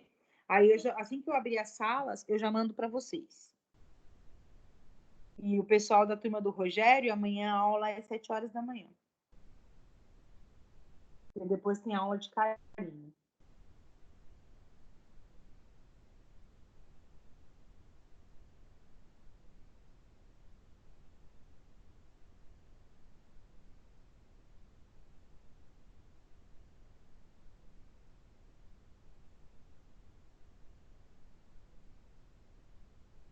Gente, ninguém quer perguntar nada? Ninguém quer falar nada?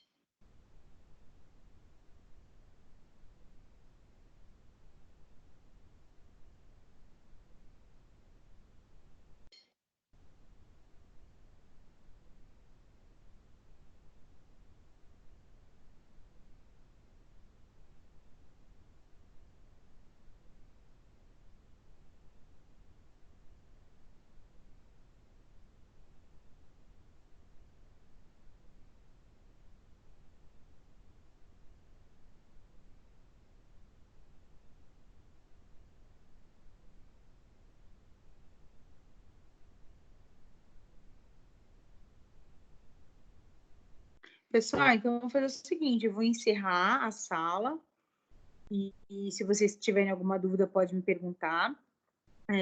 Alguns de vocês me mandaram já respostas do TCC de vocês, eu vou responder agora, que tem chegado muitas mensagens, eu não, assim, eu estou demorando para responder mesmo, mas eu vou responder já agora. E a gente se encontra ainda essa semana nas aulas de estágio TCC. E por hora é só, já que vocês não têm dúvidas.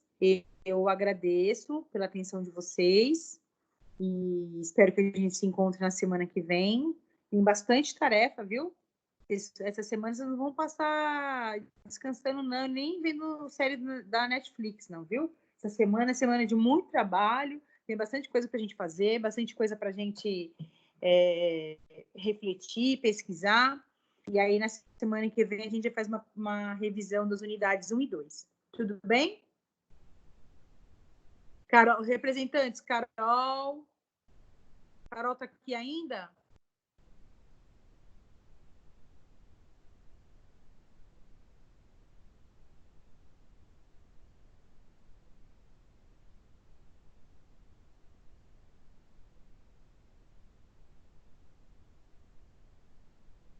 Não, Carol já saiu.